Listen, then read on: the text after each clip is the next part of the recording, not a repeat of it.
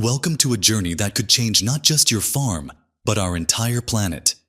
Imagine transforming lifeless dirt into vibrant soil teeming with earthworms, beneficial insects, and microorganisms that work together to create healthier crops, cleaner water, and more profitable farms. This isn't some far-off dream. It's regenerative farming, and it's revolutionizing agriculture one farm at a time. I've organized this guide into 4 simple parts to help you understand and implement regenerative farming practices. In Part 1, we'll explore what regenerative farming really means and why it matters. In Part 2, we'll dive into the 6 core principles that make regenerative farming work. Part 3 will show you how to take your first steps toward regeneration with practical actions anyone can take. Finally, in Part 4, we'll look at the amazing benefits you can expect as your soil comes back to life. Part 1. Understanding regenerative farming. My journey into regenerative farming didn't start with success. It started with failure. Back in the 1990s, after taking over my in-laws' farm, I followed all the conventional wisdom, chemical fertilizers, pesticides, and modern farming practices. Then disaster struck. We lost our entire crop to hail in 1995, lost everything again in 1996, and faced devastating drought in 1997. By 1998, we were $1.5 million in debt with no way to buy expensive inputs. That's when something unexpected happened. Unable to afford the usual chemicals and forced to try something different, we planted cover crops and let our livestock graze them. Suddenly, life returned to our land. Earthworms appeared in our fields. Pollinators and birds returned. The soil began healing itself. It was a wake-up call.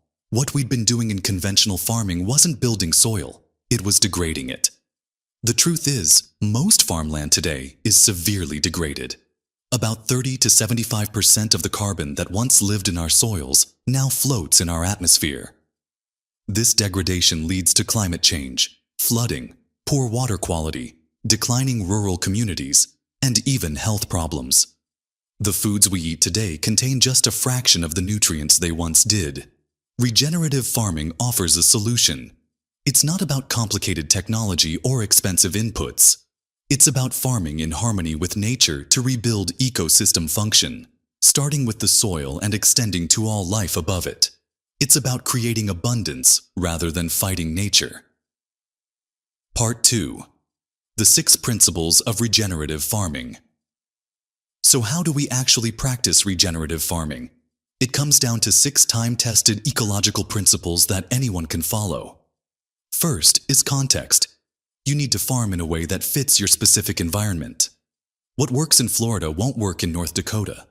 Study your land, climate, and resources before making decisions. Second is minimal disturbance. Every time we till the soil or spray harsh chemicals, we damage the soil ecosystem. Those actions release carbon into the atmosphere and kill beneficial organisms. In regenerative farming, we minimize both mechanical and chemical disturbance. Third is keeping soil covered. Look at any natural ecosystem. You'll never see bare soil. Bare soil is vulnerable to erosion, evaporation, and temperature swings. Use cover crops, mulch, or crop residue to protect your soil at all times. Fourth is embracing diversity. Nature abhors a monoculture. Look at a thriving forest or prairie. You'll see countless plant species working together. On our farm, we've documented over 144 different plant species in our native prairies, and we've replaced monoculture cash crops with diverse polycultures. Fifth is maintaining living roots in the soil as much as possible throughout the year. In conventional farming, soil sits empty for months after harvest. But living roots feed soil biology and pull carbon from the air into the ground. Cover crops and perennials help keep roots active year-round. Finally, integrate animals and insects. Ecosystems don't function properly without animals. The richest topsoils in the world, like those in the American Great Plains or the Serengeti, developed under large herds of grazing animals. On our farm, we've seen insect diversity explode, with over 1,700 beneficial species for every pest species. Part 3. Taking your first steps. Starting your regenerative journey doesn't have to be complicated. Here are some practical first steps anyone can take.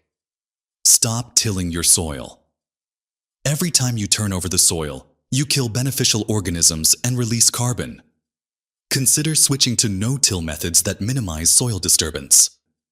Plant cover crops whenever soil would otherwise be bare. Even a simple mix of cereal rye, clover, and radish can work wonders for soil health. These plants feed soil microbes, prevent erosion, and add organic matter. Diversify your plantings. Instead of growing just one crop, try mixing multiple species together. On our farm, we grow several cash crops in the same field, then separate them at harvest. The diversity benefits soil health and reduces pest problems. Add livestock if possible. Even a small number of chickens, sheep, or cattle can accelerate your soil building process. Their manure feeds soil microbes, and their grazing stimulates plant growth. Stop using synthetic chemicals. These kill beneficial soil life and create dependency. Instead, focus on building soil health naturally through the other principles. Always observe and adapt. What's working? What isn't? Regenerative farming isn't a rigid system. It's a process of continuous improvement based on observation. Part 4. The amazing benefits.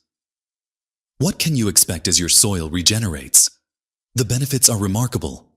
First, your soil will actually grow. When we started our regenerative journey, we had just 3 inches of topsoil. Today, we have well-aggregated soil more than 4 feet deep. Water infiltration improves dramatically. Our farm went from absorbing just half an inch of rainfall per hour to over 32 inches per hour. This means less runoff, less erosion, and more water available for plants even during droughts. Carbon returns to the soil where it belongs. Our organic matter increased from 1.7% to nearly 8%. Over 4 times as much carbon now stored in the soil. This represents an astounding 396 tons of CO2 equivalent per acre. Biodiversity explodes. We now have over 10 times more wildlife on our ranch than before. We've documented 105 different nesting bird species and over 150 bird species total that use our land throughout the year. Your need for expensive inputs drops dramatically. As soil health improves, plants become naturally more resistant to pests and diseases, requiring fewer chemicals. Healthy soil provides more nutrients, reducing the need for fertilizers. Food quality improves. Studies show that foods grown in healthy soils contain up to 64% more vitamins and 139% more essential fatty acids than conventionally grown foods. Our eggs have vibrant orange yolks, and our grass-finished beef contains more omega-3 fatty acids than wild salmon. Perhaps most importantly, you'll rediscover the joy of farming. Instead of fighting nature, you'll work with it. Instead of waking up thinking about what pests to kill, you'll wake up thinking about how to foster more life on your land. The beauty of regenerative farming is that anyone can do it, from backyard gardeners to large-scale farmers. The principles remain the same. It just takes a willingness to learn, observe, and work with nature rather than against it. So take that first step. Plant a cover crop. Stop tilling. Add some diversity. Your soil and our planet will thank you for it. Together, we can build a more resilient, abundant future through the hope that is regenerative farming.